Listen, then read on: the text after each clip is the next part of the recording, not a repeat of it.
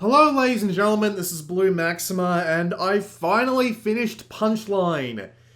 Took me a few days. As a matter of fact, I don't even remember how long it took me. Admittedly, I was going through the game at a pretty fast rate, so if you just give me a minute, I'll actually boot up the game, and oh god, I forgot how bad the loading screen was.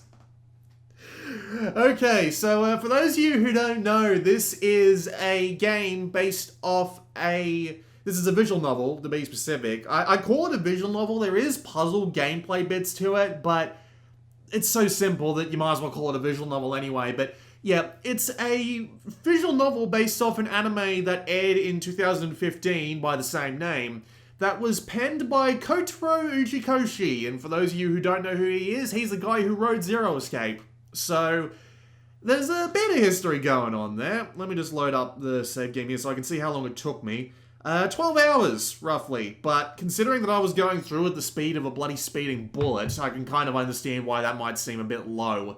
The game probably is longer than that if you actually, slow down and listen to the voice acting properly, but there is a reason why I went through it so quickly. It's because I actually saw the anime when it was coming out, so I knew basically the entire plot from end to end when I started the game up. I didn't remember it at first, but then when the, the characters started interacting and stuff, I'm like, oh yeah, I remember, X is Y to Z, and the thing is the thing that is the thing. So, it's mainly, yeah, that's the main reason why I went through it so quickly, because I remembered pretty much exactly what was going on, so there you go. Basically, the game is an extended version of the anime. They've added a bunch of extra slice of life style events here and there, but admittedly, it roughly gets to around the same place, so it doesn't really add anything particularly massive, and, well, that's okay. There's nothing wrong with that. I was just hoping, because when they were talking about the game back when it was first coming out, they said that it was basically going to be like the second season, as in it would be an extension of the story or something like that, but no. It's mainly just a little bit of padding added to the game to try and make everything make a little bit more sense, which I can kind of appreciate. Actually, I can appreciate it a fair bit now that I think about it. But anyway, so I went through the entire game anyway. And to sum the plot up, I came up with this comparison and, this statement, I should say. And it kind of makes sense to me. I'm not sure how much sense it'll make to you, but if you've played Zero Escape, you might understand what I mean. What I've written here exactly is the actual plot is Kotaro Uchikoshi writing something with a lack of sleep. It's kind of ridiculous, but at the same time, it's still entertaining, and it does have all of his usual things. It has a bunch of long explanations, it has a bunch of story twists, and there are sometimes what feels like a bunch of arse pulls. And if you don't know what that means, it basically means something that someone pulled out of their arse. They really aren't in the grand scheme of things. Kotaro Uchikoshi is good about making his universes make sense and follow a certain set of rules. But at the same time, until it gets to that point, it will kind of feel like you're constantly being arse-pulled. It's worse here than it is in Zero Escape, but still, it all makes sense in the end, more or less, and the entire plot is ridiculous. So allow me to give you the quickest, most spoiler-free summary I can. I'm not going to try and spoil anything throughout this video because, that's kind of the point of a Kotaro Uchikoshi story. You're there for the twists. So the general idea is that you are a dude who ends up literally going superhuman when you see panties. And unfortunately, this also results in an asteroid crashing into the Earth and killing everybody involved. And the entire plot is trying to figure out what the bloody hell is going on while living in a sort of dorm with 5 other people, all of whom happen to be women, and all of whom have this annoying tendency to trip over, show panties, and therefore destroy the Earth. I know that sounds ridiculous, but the thing about Punchline and the thing about the fact that this is the same thing that happened to the anime as well. All of the really trashy stuff about panties being shown happens within the first few... Well, the thing is, the game's actually split into episodes too, a lot like the anime is, but episodes in the sense that there's a start bit, a middle bit, and an end bit. And by the second half, they just kind of cut out the middle bit entirely, but you get the general idea. And they do that over and over, and they also have this annoying tendency to show openings and endings to each episode, and you can't skip them. And when the episodes get down to around 20 minutes in length each, it kind of gets annoying having to sit there for 5 minutes waiting for those videos to play through, because you can't skip them for some reason. I'm not entirely sure why, but anyway, yeah, basically, it is trashy early on, and when you first open up the game, the live area screen is literally just four butts with panties, and then when you open up the game again, it has a picture of the game's main heroine, Mika-tan, showing off her panties. This is a thing that happens. It gets better as you get into the game, but at the same time, you do kind of have to get used to the idea that pretty much every time you fuck up, you're going to be seeing panties. And admittedly, it really does lose its luster after a while, but we'll get to why that is a thing shortly. So, the way the game presents itself is a combination of anime and then a bunch of scenes where it's 3D models inside a bunch of rooms talking to each other. And holy crap, the 3D models are on the Uncanny Valley. Now, it really does feel weird looking at these models. Like, they're obviously trying the 3D thing of, like, putting, anime models, anime drawings into three-dimensional models. It's really bizarre, but it's kind of, what's the word I'm looking for? It just doesn't work very well in this case. Like, there are a few cases where it does work. Like, what was it? Utawara Ramono Zan? I think it was? No, that was... Yeah, actually, that is a good example, yeah, because the models do actually look like the characters just in general, right?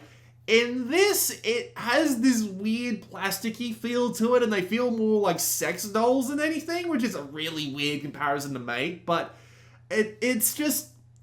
It feels weird. When you look at these characters moving for longer than a few seconds at a time, it's just going to look bizarre. You do get used to it after a while, but goddamn is it a bit off-putting once you get started.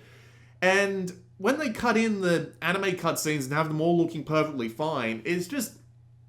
It just looks a bit, it looks a bit more natural, and then you pop back out to the 3D models and it's like, ugh, what's that about? But yeah, there you go. The problem with some of the anime clips is that some of them are really poorly compressed, and this only seems to happen from time to time. Like, there's this one scene that you'll see constantly if you fuck up, where basically the asteroid comes down and blows everything to shit. And this cutscene is really poorly compressed, which is really weird considering that you are likely to see it multiple times, especially if you're going for the Platinum Trophy.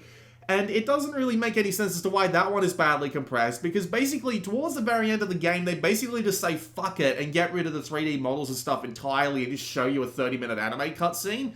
And it's not compressed at all. It looks great on the Vita screen, so I don't know why this one cutscene just got really badly compressed out of nowhere. At least the voice acting sounds fine. It is definitely all the original actors and stuff, because the game was made the same time the anime was, so it's not like they were unable to be contacted for the roles or anything, but... Yeah, so, let's get on to the actual gameplay. So, there are two halves to the game. There is the first half, and then there's the second half. And it's a pretty clear split down the middle due to something that happens in the plot. And the first part is where all the gameplay is, because they kind of give up on it after the second half. Because the second half is more or less just a straight shot visual novel. There are choices that come up during this part, but it is so obvious what you need to pick in order to progress the story, it's actually kind of insane. The very last choice you have to make is literally, I'm going to save everybody, or I'm going to give up. That is literally the choice you have to make. It's like, it's not exactly those words. I can't remember exactly how it was said, but it's almost like the same thing. Like, it's very obviously keep going or give up, and all the other choices before that are like that too in the second half. So I don't know why they bothered. They should have just made it a straight shot, but nevertheless. So, the gameplay is very easy to figure out. It's mainly meant for seeing panties. I know that sounds a bit strange, but let me explain. So there are two parts to each episode, up to like episode 12. And the two parts are the trick part and the trick chain part. Now, the story justification is that you need to become more powerful in order to do more things. And they give you a trick part at the beginning in order to get your spirit level up. But it doesn't really do that much for the gameplay, because you're basically just trying to scare the people. No, that's actually a bad way to put it. Let's try that again. You're actually just trying to scare the hell out of the poor characters. And basically there's a bunch of objects around the room. You press X on them and you see if it actually scares them. And sometimes it will, sometimes it won't. I don't like these gameplay parts because the controls are fucking obnoxious, and there's a decent reason for this, but at the same time it really doesn't work out so well. So, you have to go into these 3D rooms and you move the camera around using like the analog stick or the D-pad or whatever, and the camera is really slow to start moving. And for some reason, after it's started moving completely, it doesn't need to accelerate anymore. It'll just move instantly as you move the D-pad or the analog stick up, down, left, right. It's really fucking weird. I don't know why I made it like that, and it doesn't make any sense. But yes, so you basically look around these 3D rooms, you swap between camera angles, and you gotta try and press X on something in order to like do a trick and scare them enough to move on to the next section. That's basically all it is, right?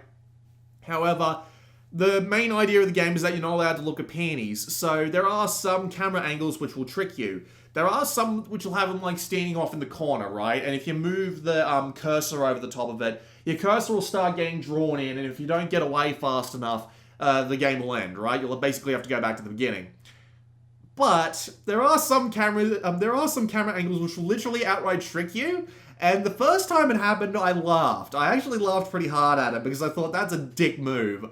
But they do it a couple more times and it just doesn't impress, because looking at the panties on these 3D models isn't anywhere near as interesting as they make it out to be, and after a couple of times you'll just be like, yeah, get on with it. They at least do a neat trick where your view, as I said, will be drawn towards the... Well, I didn't say it, but your view will be drawn towards the panties. So when you move the cursor over it, it'll become harder and harder to move it off. And this is a part of the thing where if you do a very specific set of tricks, they'll fall over and their panties will get shown, but it's literally really easy to get out of this because you just need to hold a directional button or two and it'll move the camera away and the scene will end. It's incredibly easy not to fuck up, so you basically have to fuck up on purpose, which is strange. But yeah, when I said that the camera angles will screw you, I mean you'll literally press the R button and the camera will literally be right under the character's skirt, showing their panties in full view of the camera. Like, the panties will be taking up 90% of the width of the screen. And it's funny, as I said the first time, but not so much afterwards, because it's really a one-trick pony. And after a while, you'll just want to be avoiding it. Then you'll move on to the trick chain part. And the trick chain part is where things get slightly more interesting, but not really. So basically, the entire plot is set around the idea that you need to be moving objects and stuff in order to get the characters to actually, like, respond to what you're trying to tell them. Because for reasons I won't go into because of spoilers, although I kind of already spoiled it already. The idea is that you need to move specific objects around, and then you have to set off a trick chain, which is basically, you know, everyone seeing everything and getting the thing done that you want to get done. And again, it's really easy because the things that you need to do are usually pretty obvious, and most of the tricks that are left over that won't really do anything are things that have been left over from the trick portion. So you'll see a trick that'll be like, knock this object over. And then you'll go into the trick chain part, and then it'll be knock this object over. Again. Like, it's just there. So you know perfectly well that you need to avoid that one. And the rest is more or less just pressing X on everything that you can press X on when you can navigate between the individual rooms, because there's individual rooms you can go to that have different characters in them, and it just chains between them. It's nothing particularly over the top or hard to understand, but yeah, you set up objects in the rooms and then you do the chain to go through them. And again, it's easy because there aren't that many red herrings, and I got through everyone except for the last one, I got through on my first try. It is really that simple because everything sticks out like a sore thumb, and it's pretty obvious what you don't need to fuck with. And it's alright. I mean, it's okay, but again, it's incredibly simple. The only thing they do to make it hard in the last couple of tricks and trick chains is they add a time limit of 1 minute, or 1 minute and 30 seconds. It's one or the other. And the only reason I failed the last one was because they give you almost every room in the game to go through, and you can't possibly do it the first time through. You would have to be extremely lucky in order to actually get through the last trick chain on your first go, just because the time limit is that tight, and the amount of time it takes to look around every individual room just makes it way too slow. And you'll basically end up just running out of time. Thankfully, the game is very forgiving with them as well, so even if you do fuck them up, which is almost impossible if you have a brain in your head, they will actually let you turn on what's called easy mode, and they'll basically give you a gigantic hint as to what you need to do. And even before that, it'll, when you're going through the trick chain and it fails at one point, it'll focus on the object that you need to actually do the trick to, in order to actually continue on through. So again, it's just so blitheringly easy. I'm kind of surprised they even bothered with it, but at the same time, I kind of get what they did, or what they did and why they did it, I mean, but yeah, it's just so easy that it just feels kind of pointless.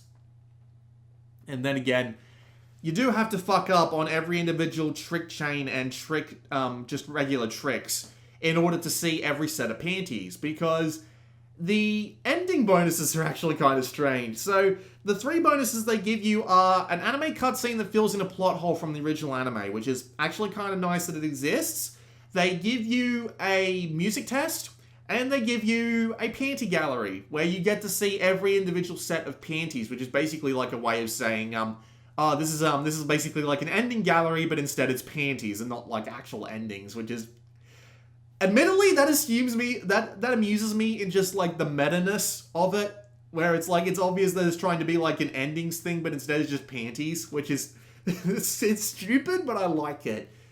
And yeah, well, I mean, that's pretty much it. I mean, as I said, the second half just kind of goes off the rails and just goes straight full-on linear visual novel with choices that are so obvious that it's just blitheringly easy to get through. And admittedly, it's kind of nice, considering how hard Steins Gate was to get through. You know, you had to pick the right messages on the... Oh yeah, I just realized that might be a spoiler for Steins Gate. Considering how hard it is to get to the true ending of Steins Gate, getting through it in Punchline is incredibly easy, so it's kind of nice, that's a thing. But yeah, I just want to point out that if you're in this for the gameplay, don't be in it for the gameplay. There's no point. You're here for the story, more or less. And I will give it credit. I mean, it's Punchline, it's Kotaro Uchikoshi. Outside of the trashy stuff, which they get through in a few episodes, although in this game it's kind of annoying because in the original anime, once you get to around episode 4 or 5, shit starts and doesn't stop. In this game, you get to episode 4, shit starts, shit stops, you get a bit more slice of life, then shit starts going down. It's honestly kind of weird. You would hope that it just like starts immediately and then just doesn't stop, but oh well. So, yes, it's, I will admit, though, the characters are actually pretty entertaining. They are people. Ta-da! Blue Maxima's, bloody analyzation of the characters of Punchline. They are people. No, but they've all got their own backstories. They're all nice people. Like, they aren't, like, obvious assholes for obvious assholery. There's no one that you're, like, meant to hate. Although I will admit the main villain at the back of the entire story doesn't get that much time to really go over everything that makes him tick. But at the same time, yeah, they do, like, they are good characters, and they are fun to listen to. They do have their own backstories, and it is relatively sad and relatively funny, and it is a bit off the wall and doesn't make that much sense sometimes, but to say that I didn't enjoy it, at least the first time through when I went through the anime, going through it again when I went through the game wasn't as enjoyable, but to say that I didn't have fun would be lying. But at the same time, there is one thing I kind of want to talk about with this, and this is the translation. Now, I don't know if this is something that is just something that's wrong with me, but I remember the original Punchline having a little bit more flavor to it. And, I mean, when you compare, say, Xseed or Axis's translations of, like, say, Zero Escape or Axis and, say, well, just basically anything that Xseed does, really. This feels kind of generic, and it doesn't really give the characters that much flavor to them, and they all feel kind of flatter than they would if someone else translated this game as a result. But at the same time, as I said, I don't really remember the anime that well, so I don't remember if this is just me being a little bit picky, or if it's actually something that happened in the anime. You know, having relatively flat translations not really helping out that much. But I will give the translation one piece of credit though. It's not linear. It's literal. So there's no, like, substituting certain, like, references to Japanese culture or anything for references that would be understandable in English. And there's nothing in the way of, like, you know, just, you know, cultural things that they've changed in that specific sense. And there is actually a couple of references to other 5PB games in there. mainly because this game was actually made by 5PB, aka the people who made Steins Gate. So there is a couple of things in there that are kind of nice, although it feels kind of out of place. Anyway, there is also a lot of errors. Not entirely sure about that. It's kind of bizarre, actually. I think it might be because of the way the videos were encoded, because there are some things like spelling errors and just weird, like, Japanese-style interpretation of English spellings of everything. Just throughout the pre-rendered cutscenes, and by cutscenes I mean like the anime stuff, obviously. And then there's the English subtitles, which definitely don't fit at all. They are definitely a fair bit better and don't have that many problems, but then you come to like the opening and ending videos where it's obvious that someone completely different took over. And then you get to the point in the story where English characters start coming in, and the English characters have Japanese subtitles. So it kind of makes me think they didn't do too much work in modifying the Japanese videos, and so some of those weird little misspellings and stuff just hung on for dear life. But yeah, it's kind of obvious, and it kind of sticks out like a sore thumb, especially when I was playing something like Muv-Luv Alternative, where they went to the effort of re-recording all the English stuff. This is actually something I found out after I did my little video on it. They went to the effort of re-recording all the English stuff so that it actually sounded more natural. So when you get this this United States general coming in who has the most ridiculous slurred English-Japanese voice that I've ever heard in an anime, and this was actually in the anime version of Punchline as well, so it's not like this is something unique to the game version. But yeah, when you hear this general come in, it's fucking amazing. And it had me pissing myself at just how bad it was. But yeah, what else do I have to say about it, really? I mean, I've pretty much gone over everything. It's enjoyable. It really is. It's just, it has a lot of problems. A relatively literal translation making everything feel a little bit flat. The pacing is a little bit off, and it does kind of have the Steins Gate problem, where it has a bit too much slice of life to start with that might turn off potential people who want to play through the entire game. The gameplay just feels kind of weird. There doesn't really seem to be a point to it. It's so bloody easy. The 3D model stuff is kind of uncanny valley, and it just feels kind of a bit odd. And I really wish that they'd kept it to the original anime's general plot. They kind of did, but when they extended it by making it take place over multiple episodes, and they kind of rejiggered the order of a couple of things, but mostly everything's in the same order and stuff, it doesn't help with the pacing any, and makes the game feel a bit longer than it really should be. I think that the original Punchline anime, if they added 5 or 6, not even that, just a couple of extra episodes to it, to give it a little bit more substance, a little bit more time to go into the characters, it would have turned out better. But I think they went a little bit too far in the wrong direction with this one and made it a little bit too long to begin with. But still, it's a good story. It's got a few good twists. The characters are nice and fun to hang out with for a while, and there's nothing particularly wrong with any of them, although Mikatan kind of gets the spotlight the entire game, which kind of makes sense because she is the main heroine, and there is good reasons why she is given the spotlight, but it's pretty obvious who everybody on the production team liked the most. So if you happen to like Ito, Rabara, or Meika, unfortunately you won't be getting that much time with them. However, would I recommend it? That's honestly a good question. I wouldn't recommend it outright. If you are a fan of Kotaro Uchikoshi and you want to see what else he does, and you can't stand watching anime, which is a little bit weird considering how anime-ish that Zero Escape is, well, maybe the Punchline game will be up your alley, but as I said, it just kind of has a lot of problems, and, well, it really is hard for me to come up with an honest yes or no answer. Excuse me. It's kind of hard for me to come up with a bit of a yes or no answer on this one, just because it's good in parts, but not good in other parts. Maybe wait for it to go on sale. If you haven't played the Zero Escape trilogy yet, or hell, if you haven't played most of the other visual novels on the Vita, I'd probably recommend going through them first. But in this case, it's not bad, but I'm honestly kind of disappointed.